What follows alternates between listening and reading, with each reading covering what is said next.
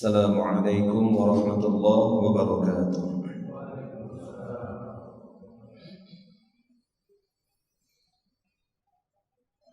Innal hamdalillah nahmaduhu wa nasta'inuhu wa nastaghfiruh wa natubu ilayhi wa na'udzu billahi min shururi anfusina wa sayyiati a'malina. Man yahdihillahu fala mudilla lahu wa man yudlil fala hadiya lahu. Asyhadu an la ilaha illallah wahdahu la syarika lahu wa asyhadu anna Muhammadan abduhu wa rasuluh. Allahumma salli wa sallim ala Rasulillah Nabiina Muhammadin sallallahu alaihi wasallam wa ala alihi wa ashabihi wa man tabi'ahum bi ihsanin ila yaumiddin, amma ba'du. Ma'asyiral muslimin, ikhwani fid din rahimani wa rahimakumullah. Alhamdulillah, pada pagi hari ini Allah Subhanahu wa taala bangunkan kita kembali dan mengembalikan ruh yang telah Dia tahan. Kemudian Dia kembalikan sehingga kita hidup kembali, sebagaimana yang telah kita yakini bersama bahwa semua ruh-ruh manusia dalam kekuasaan Allah Subhanahu wa taala. Dialah yang telah menahan ruh-ruh tersebut sehingga mengalami kematian di dalam tidurnya, yang sering kita sebut mati sesaat, atau ada yang mengatakan mati suri, mati sebentar atau dalam waktu tertentu. Atau Allah Subhanahu wa taala tahan ruh tersebut selamanya sampai hari berbangkit, atau sampai dia di alam barzakh, Dia kembalikan lagi. Itulah yang dikenal dengan al-maut yang pernah kita bahas sebelumnya dari risalah kematian ini atau rahasia kematian. Maka kita bersyukur kepada Allah Subhanahu wa taala yang telah mengembalikan ruh kita sehingga kita melanjutkan kembali kehidupan ini. Di pagi hari ini kita bersyukur kepadanya dengan mengucapkan alhamdulillahilladzi ahyana ba'dama amatana wa ilaihin nusyur. Segala puji bagi Allah yang telah menghidupkan kita kembali setelah Dia mematikan kita sebelumnya tadi malam, dan kepadanya lah kita semua akan kembali.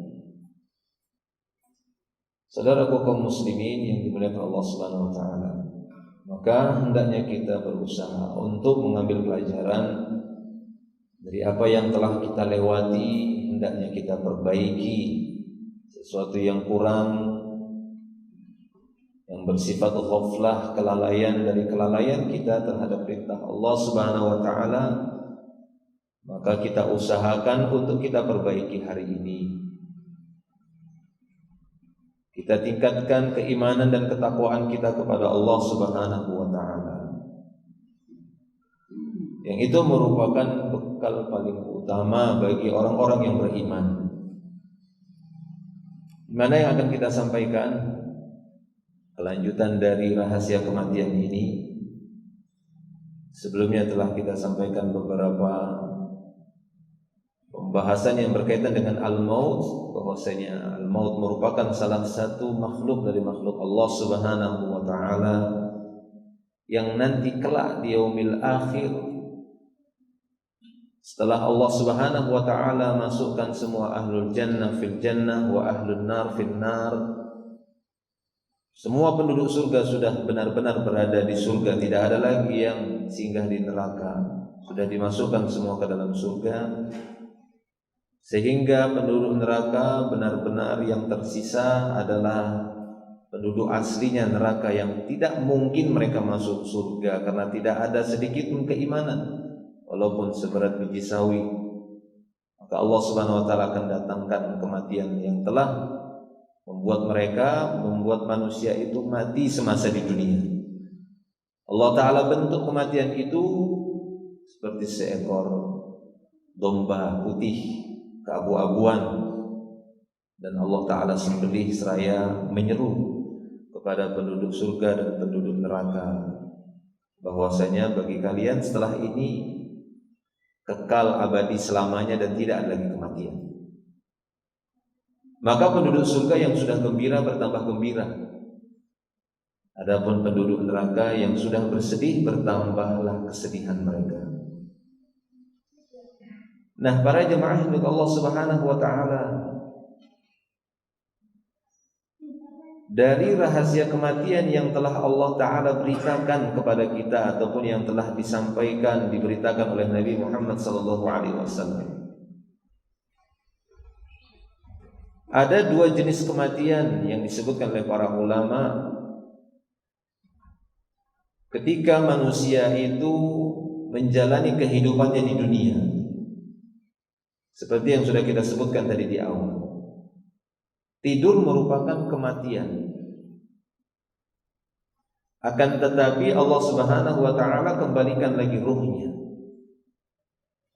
Atau yang semisal dengan tidur, pingsan, tidak sadarkan diri atau apapun itu. Allah Subhanahu wa taala berfirman di dalam surat Az-Zumar, Allahu yatawaffal anfus hina mautiha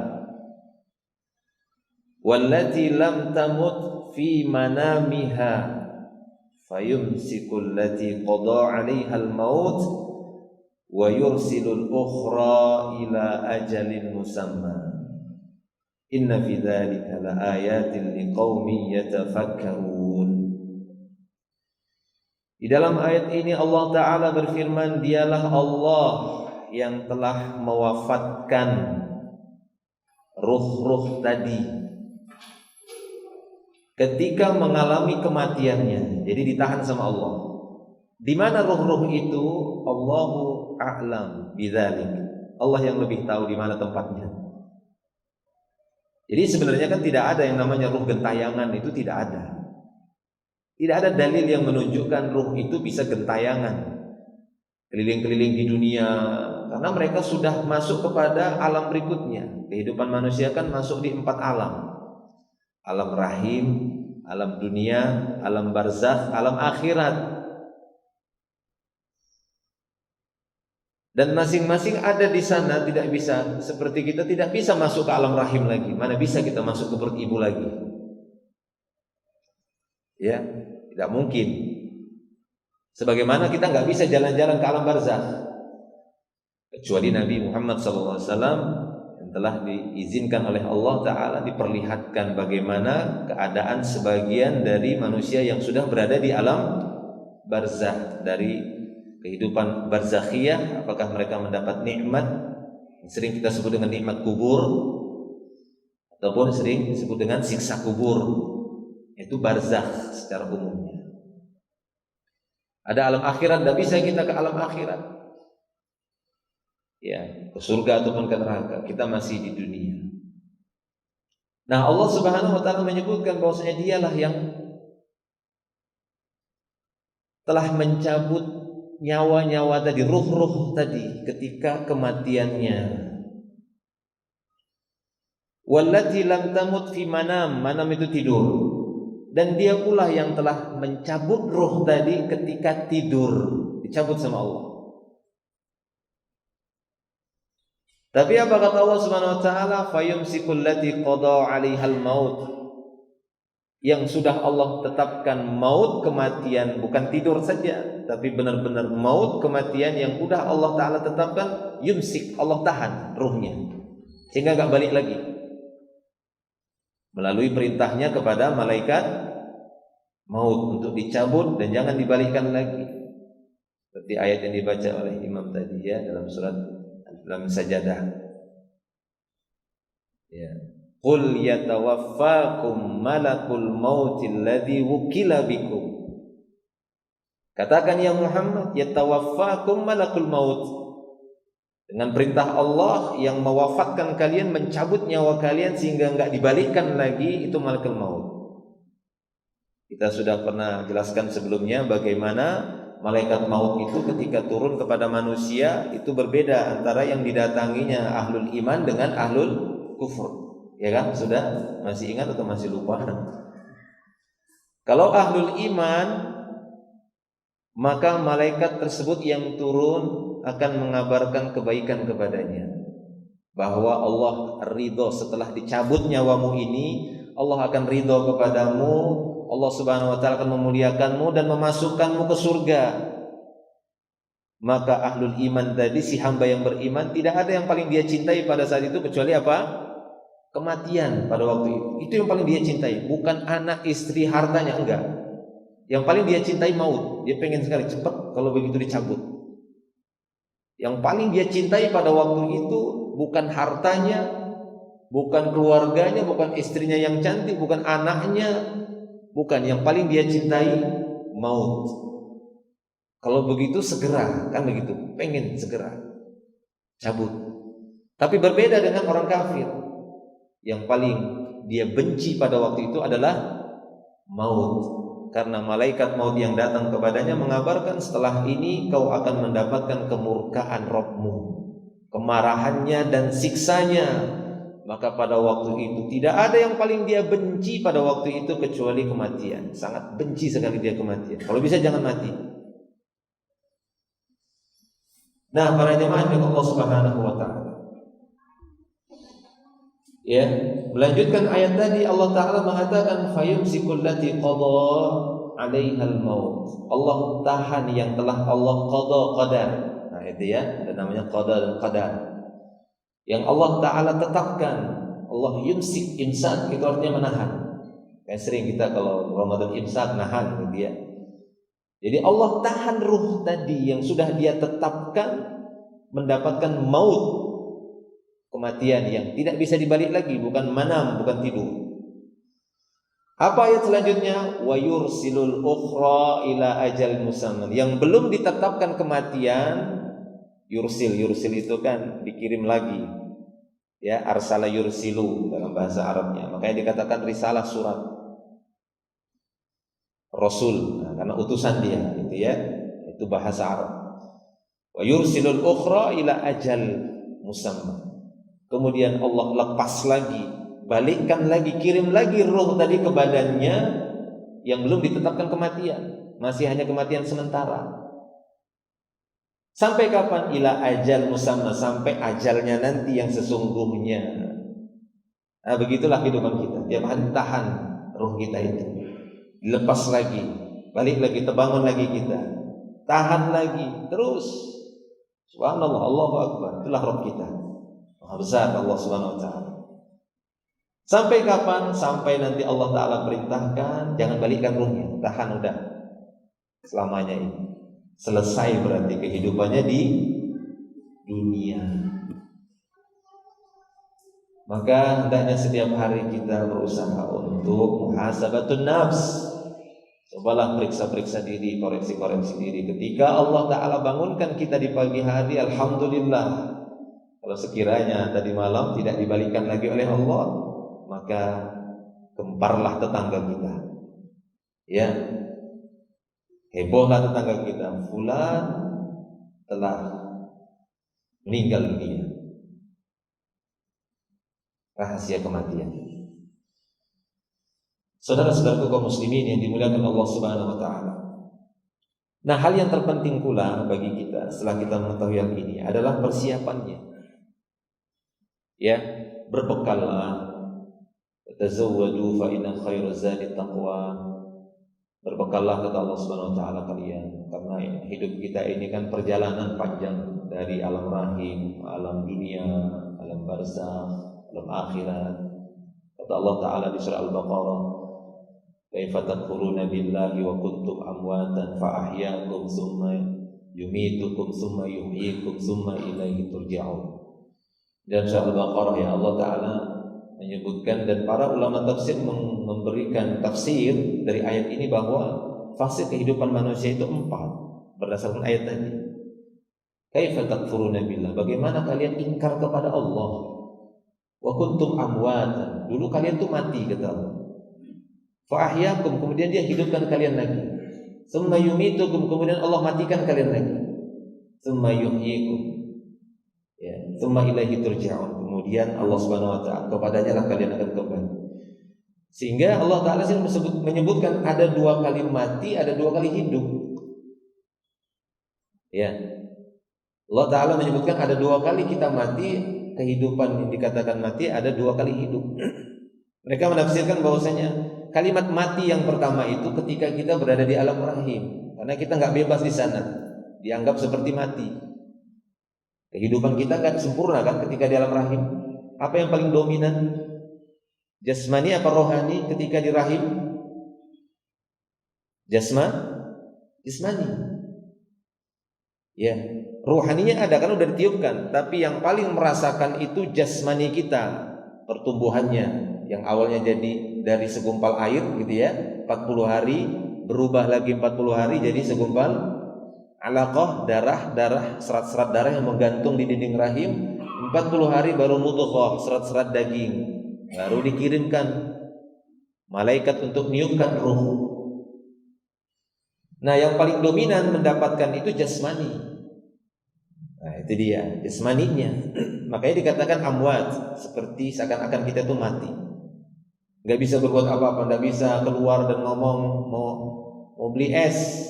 Nah, gitu ya, sesuka hatinya, gak bisa. Karena jasmaninya lagi diproses jasmaninya, ruhnya sudah ada. Fa ahyakum, kemudian Allah mengatakan Allah hidupkan, maksudnya Allah lahirkan kalian jadi hidup. Itulah dia kehidupan dunia itu fase kedua. Tsumma yumitukum. Nah, kalau dunia itu seimbang, jasmani dan ruhani itu mendapatkan kehidupan dua-duanya secara sempurna. Iya atau tidak? Iya, bisa sakit hati, iya kan? Bisa baper, ya, bisa marah, bisa cinta, bisa sabar, bisa berharap, cemas. Nah, itu ruhnya kita. Ruhaninya kita itu. Jasmaninya kita juga bisa bebas, bisa makan, bisa mukul, bisa ngomong, bisa nendang, bisa loncat, bisa berenang, semua jasmani kita. Bebas kehidupan. Bisa terbang, ya, naik gunung, turun gunung, semuanya. Kemudian dalam ayat tadi Allah matikan kalian lagi, ya, tsumma yumitukum, kemudian Allah Taala matikan. Nah, itulah dia kehidupan alam barzah, itu hakikatnya seperti mati. Ada kehidupan ada, tapi yang paling dominan ruh. Nah, gitu ya. Jasmani juga mendapatkan nikmat kubur namanya, nikmat barzakhiyah. Tapi yang paling dominan kebalikan dari alam rahim, kata para ulama. Kalau alam rahim yang paling dominan adalah jasmaninya. Ya, mengalami pertumbuhan. Tapi kalau di alam barzakh yang paling dominan itu ruh. Apakah dia mendapat siksa ataukah dia mendapatkan nikmatnya, nikmat kubur. Kalau gitu jasmani tidak merasakan apa-apa, merasakan, tapi lebih dominan kepada ruhaninya. Itu kesimpulan para ulama. Ya. Kemudian Allah hidupkan lagi. Nah, itulah dia hari berbangkit, kehidupan yaumil akhir. Nah, itu dikatakan hidup kenapa? Karena sempurna lagi. Bahkan sempurnanya berlipat-lipat. Kenikmatan yang dia dapatkan di dunia nanti di surga itu berlipat-lipat. Ya, bebas. Jasmani ruhaninya merasakan nikmat tadi di surga. Sebagaimana yang masuk ke dalam neraka juga secara sempurna akan mendapatkan siksa jasmani dan ruhaninya. Itu fase kehidupan. Nah, para jamaah juga Allah Subhanahu wa taala, maka kita sekarang berada di fase kehidupan yang kedua berdasarkan tafsiran para ulama tadi. Dan itu keyakinan kita semua berdasarkan dalil, ya, dari Al-Qur'an dan hadis Rasulullah SAW menyebutkan tentang 4 fase tadi. Nah, yang paling penting bagi kita adalah persiapannya, berbekalnya, sebagaimana firman Allah Ta'ala yang kita sebutkan tadi, wa tazawwadu fa inna khairaz zad at-taqwa. Berbekallah kalian, karena sebaik-baik bekal adalah ketakwaan. Oleh karena itu, di antara sebab-sebab yang memudahkan kita untuk menghadapi al-maut agar dimudahkan adalah dengan berbekal ketakwaan. Agar kematian kita berada di atas Islam, itulah dia. Sebab kematian yang terbaik adalah meninggalnya seorang hamba di atas agama Allah, di atas iman, di atas Islam, mukmin, muslim. Ya ayyuhalladzina amanu taqullaha haqqa tuqatih wa la tamutunna illa wa antum muslimun, kata Allah. Wahai orang-orang yang beriman, bertakwa kepada Allah dengan haqqa tuqatih, dengan semaksimal-maksimalnya takwa, sebenar-benarnya takwa. Itu bekal terbaik yang memudahkan seorang hamba menghadapi al-maut. Karena al-maut itu suatu keadaan yang sangat sekarat. Makanya dikatakan sakaratul maut. Sakarat sebenarnya aslinya mabuk. Ya, aslinya apa? Bahasa Arab itu sakar, artinya mabuk. Ya. Makanya dalam hadis Rasulullah mengatakan ma askara kathiruhu fa qaliluhu haram. Nah, dia ada hadisnya itu. Kamu kalau sesuatu yang banyak itu bisa memabukkan, maka sedikitnya juga haram. Nah, itu kita kalau bahas fikih ini kan belum situ pembahasan kita. Artinya makna sakarat itu aslinya adalah keadaan yang nggak bisa terkontrol, nggak bisa terkendali, seperti orang mabuk. Itu sakarat al-maut. Jadi kematian itu inna lil maut sakarat, kata Rasulullah. Sungguhnya proses maut itu ada sekaratnya, kayak orang mabuk. Kecuali orang-orang yang dikuatkan oleh Allah sehingga dia masih sadar dan mampu mengucapkan la ilaha illallah. Kalau tidak, guncang itu, ya, kacau dia, pikirannya semuanya nggak ingat lagi. Ketakutan yang menghantui. Bagaimana kalau sekiranya kita dalam keadaan ketakutan, apa masih bisa berpikir dengan tenang? Nggak bisa. Ya. Kemarin kita alhamdulillah relawan ke Semeru. Ya. Ya alhamdulillah, sebelum-sebelumnya sempat juga ke Palu, ya, relawan ke Palu, Lombok juga pernah. Terutama waktu di Palu itu berapa kali lagi sholat, kita lagi sholat subuh, saya kebetulan lagi ngimami, gempa, gitu, lari semuanya, coba bayangkan, lupa sudah mana pintunya, ya, lupa sudah semua pintunya, mana pintu ini, mana jendela, mana apa, pokoknya tabrak semuanya. Begitu ketakutan, ya, dengan kematian tadi. Jangan dikira gampang itu nanti kalau datang kematian. Ya, kemarin juga kejadian dari Semeru, ada gempanya itu pagi, lari semuanya luar, Masya Allah, begitu takutnya, ya. Kemudian terjadi kebocoran, ini kan bocor itu apa, vulkaniknya, debu vulkaniknya itu bukan dari ujungnya tapi dari badannya gunung, berlarian orang. Bahkan kejadian kemarin itu ketika kita membagi-bagi uang kepada beberapa keluarga ini, ya, ini sangat Masya Allah. Kita lagi bagi-bagi uang di masjid itu, mereka sangat membutuhkan uang, kita bagi. Ada kurang lebih 115-an kakak, per kakak itu kita kasih bantu sekitar 500-an ribu, tidak salah.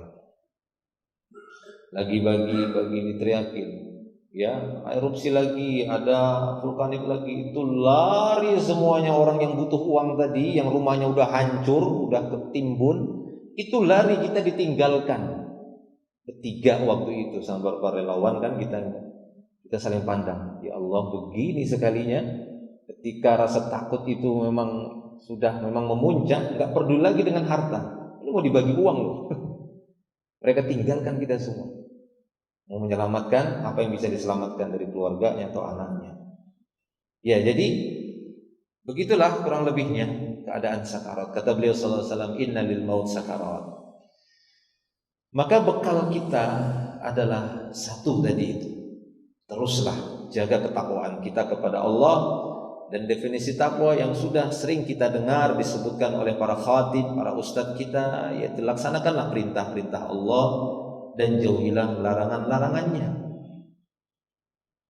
Agar jangan sampai kita meninggal dunia melainkan kita dalam keadaan beriman, dalam keadaan Islam. Wala tamutunna illa wa antum muslimun, kata Allah. Jangan kalian meninggal dunia kecuali kalian dalam keadaan Islam. Gimana caranya? Apa yang bisa menjamin kita mati di atas Islam? Takwa. Terus jaga ketakwaan. Haqqa tuqatih, kata Allah. Bahkan inilah wasiat Ibrahim kepada anak keturunannya. Yakub juga, wassa biha Ibrahimu bani wa Yakub ya baniya innallaha astafa lakumuddin fala tamutunna illa wa antum muslimun. Dalam surah Al-Baqarah. Wa wassa biha Ibrahim memberikan wasiat kepada baninya, kepada anak-anak keturunannya. Yakub juga demikian, memberikan wasiat dengan mengatakan innallaha astafa lakumuddin. Ingat, sungguh Allah telah pilih kalian untuk mendapatkan dinul Islam. Jadi Islam juga penamaannya, karena Islam itu adalah ketundukan. Mereka ingatkan kepada anak-anak mereka, anak-anak kami, Bani Ibrahim, Bani Yakub, Allah sudah pilihkan kalian agama Islam ini, dinut tauhid.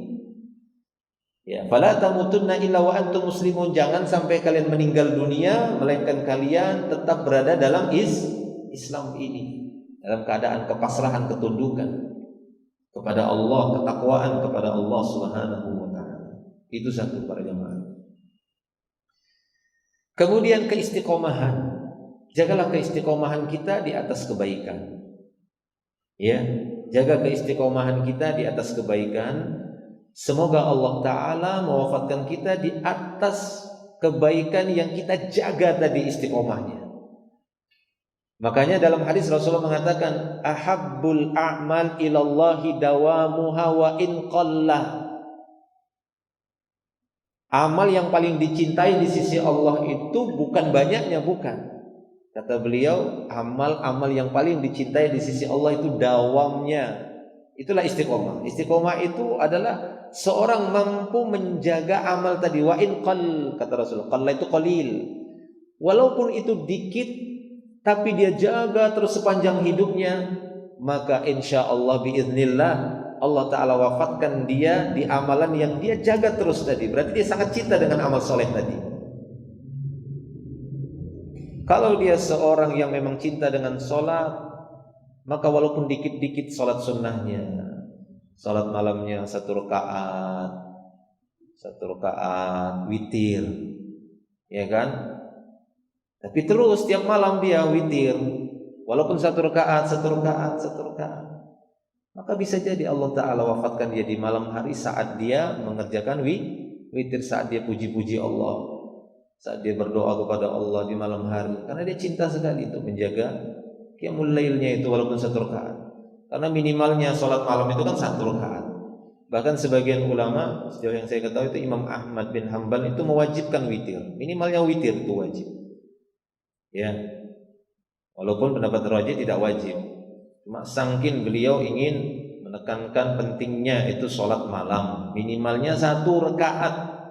Karena malam itu adalah waktu-waktu yang memang sangat tepat kita untuk berdua-duaan dengan Allah, berdialog, bermunajat dengannya, mendekatkan diri kepada Allah Subhanahu wa taala di waktu malam hari, di mana orang-orang tertidur, terlelap, tidak ada satupun yang mengetahui. Keikhlasan itu lebih jelas ketika kita qiyamul lail, salat witir sendirian, enggak ada yang tahu. Potensi untuk ria di hadapan manusia itu sangat besar. Tapi kalau sendirian insyaallah tidak ada. Ya. Mau minta dilihat siapa dia? Ya dilihat Rabb-nya. Ya kan? Kan seperti itu. Keikhlasan itu adalah ketika seorang hamba hanya merasa dilihat oleh Allah. Rusaknya keikhlasan kalau dia merasa dilihatin orang. Ya, merasa dilihat ya, saya lagi diperhatiin nih. Jadi bagusin dikit. Nah, itu kadang ngerusak ikhlas itu. Akhirnya goyang niatnya tadi yang awalnya lillah jadi li ghairillah. Nah itu para jemaah, istiqomah. Innal ladzina qalu rabbuna Allah tsumma istaqamu tatanazzalu alaihimul malaika alla takhafu. Seperti ayat yang pernah kita sampaikan sebelumnya. Jadi itu pentingnya istiqomah. Sesungguhnya orang-orang yang berkata Rabb kami Allah tsumma istaqamu, kemudian istiqomah. Jadi istiqomahlah di atas amal-amal tadi. Enggak harus banyak, kalau banyak pun lebih bagus. Tapi yang terpenting adalah menjaga dawamnya amal soleh tadi. Kalau kita ahli sedekah, Allah lebihkan harta kita, terus istiqomah dalam sedekah itu. Ya, istiqomah dalam sedekah itu. Allah sudah lebihkan harta kita. Kalau Allah Subhanahu wa taala lebihkan kekuatan kita di dalam memberikan bantuan tenaga jihad fisabilillah, maka istiqomah. Kalau sekarang mungkin jihad dalam makna perang itu tidak ada, maka setidaknya tenaga kita bisa kita berikan untuk membantu kaum muslimin. Tenaga kita berikan untuk membantu kaum muslimin, membantu agama Allah Subhanahu wa taala dalam perkara-perkara kebaikan, dan istiqomah di sana. Itu yang bisa membantu nanti ya setiap hamba itu mendapatkan kemudahan, terutama saat menghadapi al-maut yang padanya ada sakarat. Ada saat-saat yang memang seperti guncang, seperti orang mabuk, ya, kebingungan, kacau gitu ya, nggak bisa berpikir lagi ini gimana karena mau dicabut nyawanya. Kecuali orang-orang yang Allah Ta'ala tenangkan, sehingga mereka merasa tenang saat menghadapi kematian. Para jemaah Allah Subhanahu wa taala, di antara amal yang lainnya adalah segeralah bertobat. Ya, bersegera bertobat kepada Allah Subhanahu wa taala dari segala kesalahan dan dosa kita akui segera mungkin. Innallaha yaqbalu taubatal 'abdi ma lam yugharghir. Dalam riwayat Tirmidzi dan yang lainnya, Beliau sallallahu alaihi wasallam bersabda, sesungguhnya Allah masih menerima taubat seorang hamba selama nyawanya belum di kerongkongan. Jadi sebelum nyawa sampai di kerongkongan udah mau ditarik. Ya, udah bahas kemarin bagaimana ya peristiwa penarikan ruh itu yang dia sampai di kerongkongan, seperti disebutkan juga dalam surah Al-Qiyamah juga ya. Idza balaghatit taraqi, ketika ruh itu sudah sampai di taraqinya, udah mau ditarik, wakila man rakin, dikatakan kepada orang yang udah nyawanya udah mau ditarik, ditarokinya, dikatakan kepadanya, siapa yang bisa menyembuhkanmu? Rakin itu ruqyah. Ya, artinya itu ruqyah. Siapa yang bisa menjambimu, mengobatimu dari rasa sakit ini? Kamu mau ditarik nyawanya. Ya, seperti itu. Wakila man rak wa dhanna annahu al-firaq, dan dia yakin bahwasanya ini udah mau berpisah nih dengan dunia. Dia yakin, aduh, pisah saya dengan dunia. Galau, kacau pada waktu itu. Sehingga ditanyakan kepadanya, siapa yang bisa menyelamatkanmu ini dari sini? Tidak ada yang bisa. Tidak ada yang bisa, mau dokter, mau apa, pakar apa, tidak bisa lagi. Pakar kesehatan, pakar ini, tidak bisa menyelamatkan ketika nyawanya udah ditaroki, udah yugharghir. Dan ketika dia mengatakan, ini tubtu al-an, saya tobat sekarang, tidak bisa lagi.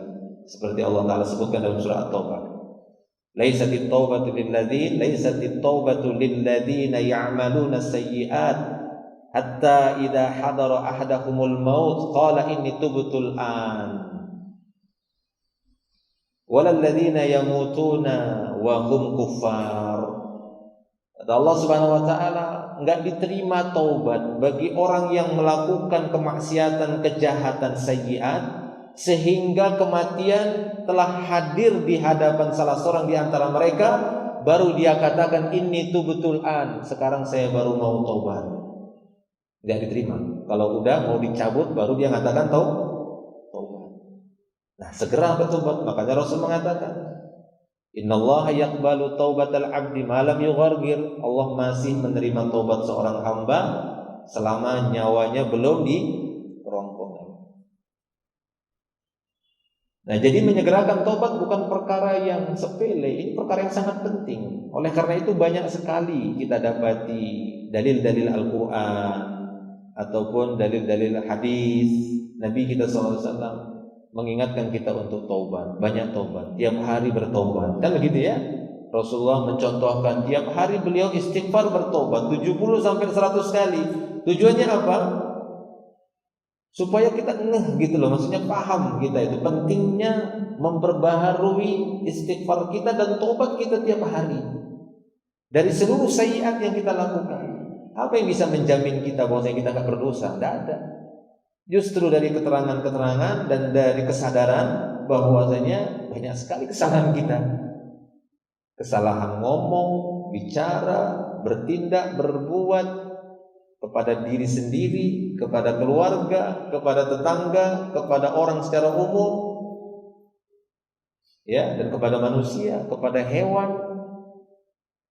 Ada banyak tumpukan dosa yang kadang kita tidak menyadarinya, sehingga penting bagi kita untuk memperbarui tobat, dan itu tadi salah satu untuk yang memudahkan kita saat menghadapi al-maut, ya, saat kita menghadapi al-maut. Para jemaah yang Allah Subhanahu wa taala, di antara hal yang lainnya adalah kita berusaha untuk menjaga tauhid kita. Ya, konsekuensi la ilaha illallah itu senantiasa kita jaga karena dia punya konsekuensi. Orang-orang yang benar-benar menjaga makna dari la ilaha illallah, maka harapannya di akhir hidupnya dia akan dimudahkan mengucapkan kalimat itu. Karena segala sesuatu itu semua atas kehendak Allah. Makanya ketika para ulama mengatakan apa makna tawwab, Allah kan menamakan dirinya apa? At-Tawwab, zat yang maha menerima taubat. Ketika mereka menafsirkan apa makna tawwab bagi Allah Subhanahu wa taala, zat yang maha menerima taubat, maka mereka mengatakan seorang hamba yang Allah terima taubatnya, maka Allah berikan taufik dan hidayah kepada hamba tadi. Sebelum Allah terima, Allah kasih hidayah dia untuk cinta taubat. Nah, gitu deh ya. Jadi Allah berikan hidayah dia. Allah berikan taufik kepadanya agar dia mau bertobat, sehingga dia pun terbetik dalam hatinya dengan hidayah Allah, saya mau tobat. Dengan sebenar-benar taubat, kemudian Allah Ta'ala terima lagi taubatnya. Padahal dia yang sudah kasih petunjuk, dia yang sudah kasih arah kepada hatinya. Hidayah itu petunjuk. Tobat kamu hambaku. Terbetik hatinya, saya sadar saya bertobat. Kemudian setelah dia benar-benar bertobat, Allah terima lagi taubatnya. Nah, begitu pula ketika ada seorang berusaha untuk menjaga keimanannya, menjaga tauhidnya, menjaga ya konsekuensi la ilaha illallah, Allah Ta'ala berikan hidayah kepadanya agar dia menjaga tauhidnya, sehingga dia tidak terjatuh kepada kesyirikan-kesyirikan. Nah, kemudian Allah Ta'ala mudahkan dia nanti untuk mengucapkan la ilaha illallah. Jadi itu bukan sesuatu yang memang gampang saja kok, cuma la ilaha illallah. Ya, ketika masih sadar, iya, ya, masih seperti ini, mudah itu. Jangankan itu ya, pertanyaan di alam kubur aja mudah dijawab saat ini. Man rabbuka? Allah. Man nabiyuka? Muhammad SAW. Madinuka? Islam. Gampang kan? Gampang. Cuma nanti ketika di alam barzakh atau ketika di alam kuburnya itu tidak segampang yang kita pikirkan ketika saat di dunia, semasa di dunia. Ya, maka apa yang dikatakan oleh Nabi kita SAW tentang la ilaha illallah itu menunjukkan bahwasanya pentingnya semasa hidup kita untuk menjaga tauhid kita. Man kana akhiru kalamihi la ilaha illallah dakhala jannah. Siapa yang akhir ucapannya itu la ilaha illallah, ini isyarat baginya untuk mudahnya dia nanti masuk ke dalam surga Allah Subhanahu wa taala. Ya. Nah, jadi para jemaah Allah Subhanahu wa taala, dan di antara sebab yang memudahkan seorang untuk mendapatkan, agar mudah dia saat mendapatkan menghadapi kematian al-maut, bahkan ringan sakaratnya, yaitu ikut jihad fisabilillah dan mati syahid.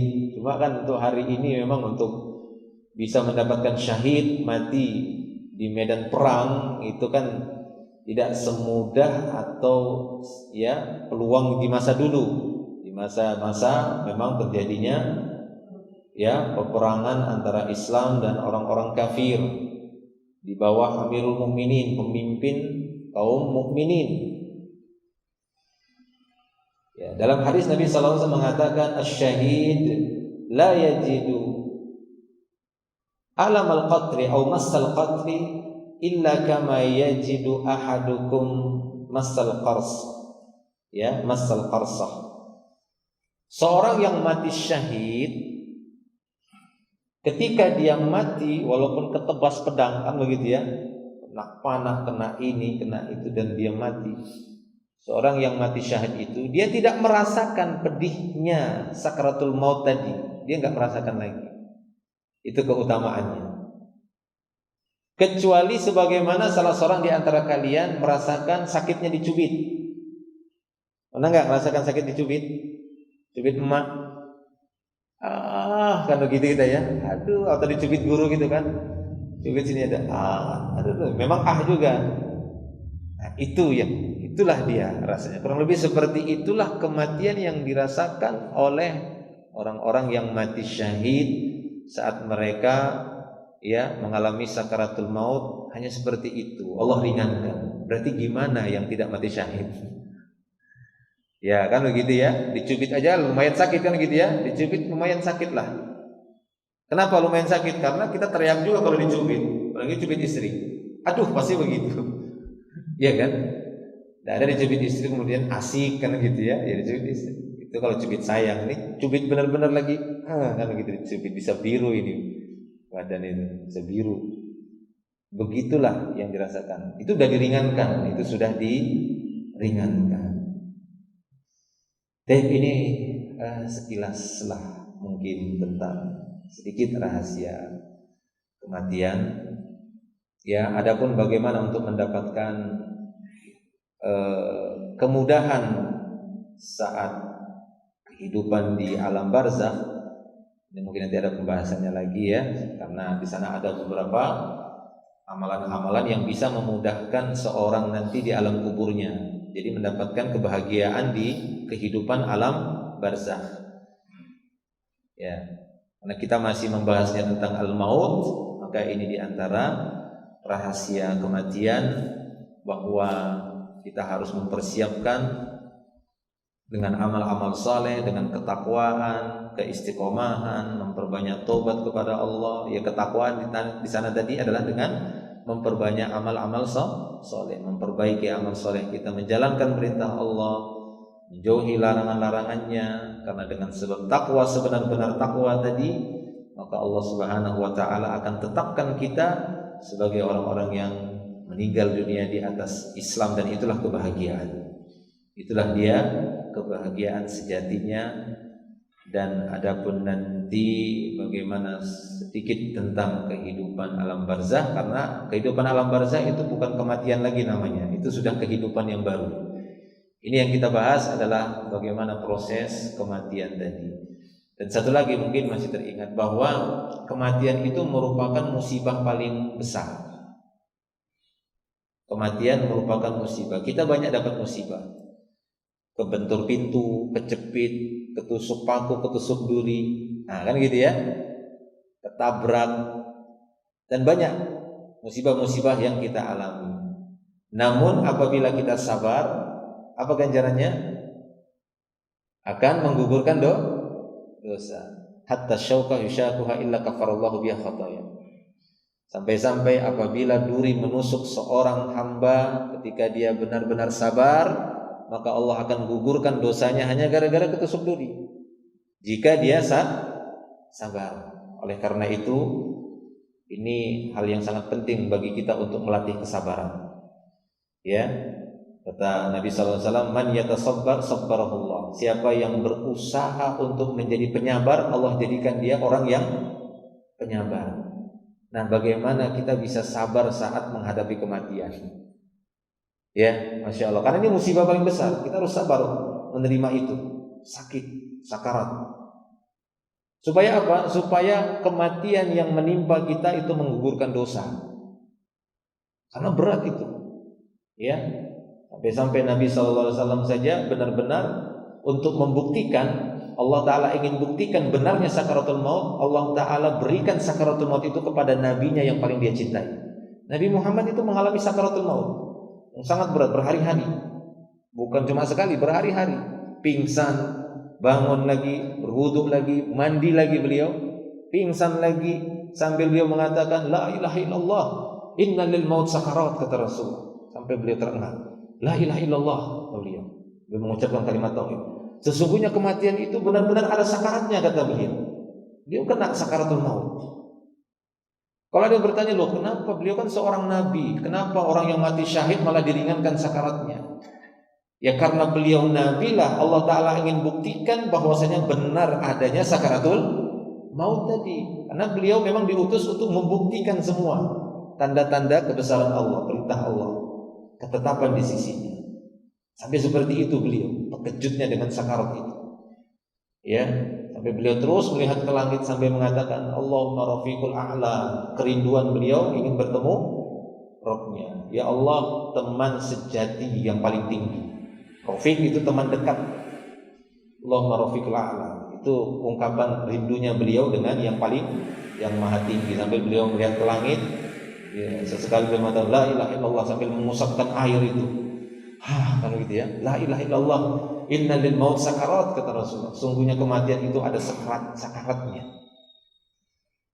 Ya, maka dengan apa yang kita sebutkan tadi, moga Allah memudahkan kita. Jaga tauhid kita, jaga la ilaha illallah kita, jaga ketakwaan kita, keistiqomahan kita, berbanyak taubat kita, istighfar kita kepada Allah. Semoga Allah Subhanahu wa taala memberikan kemudahan bagi kita dalam menghadapi al-maut yang memisahkan kehidupan kita di dunia dengan kehidupan berikutnya di alam barzakh. Wallahu a'lam. Sampai di sini dulu yang bisa kita sampaikan. Mudah-mudahan menjadi ilmu yang bermanfaat. Cukup ya? Tidak ada tanya jawab kan? Tidak usah lah. Mau aktivitas hari Jumat. Ya, sampai di sini dulu para jemaah. Semoga Allah SWT senantiasa memberikan kemudahan bagi kita dalam setiap amal kebaikan, yang dengannya kita mendapatkan kemudahan-kemudahan yang lainnya, terutama kemudahan saat menghadapi al-maut. Ingat bahwasanya ini suatu kepastian, setiap jiwa, setiap manusia pasti akan mendapatkan ya al-maut tadi, kematian tadi. Yang belum pasti itu kita mendapat nikmat atau siksa di alam kubur, itu belum pasti. Yang belum pasti itu kita masuk surga ataukah masuk neraka. Tapi maut itu pasti ya menemui kita semuanya. Oleh karena itu tidak ada usaha yang lebih baik bagi kita semua adalah amal saleh, ketakwaan, keimanan yang diikuti dengan amal-amal saleh yang kita jaga istiqomah sampai kita nanti bertemu dengan kematian. Akhiru da'wana alhamdulillah. Subhanakallahumma bihamdika asyhadu an la ilaha illa anta astaghfiruka wa atubu ilaik. Assalamualaikum warahmatullahi wabarakatuh.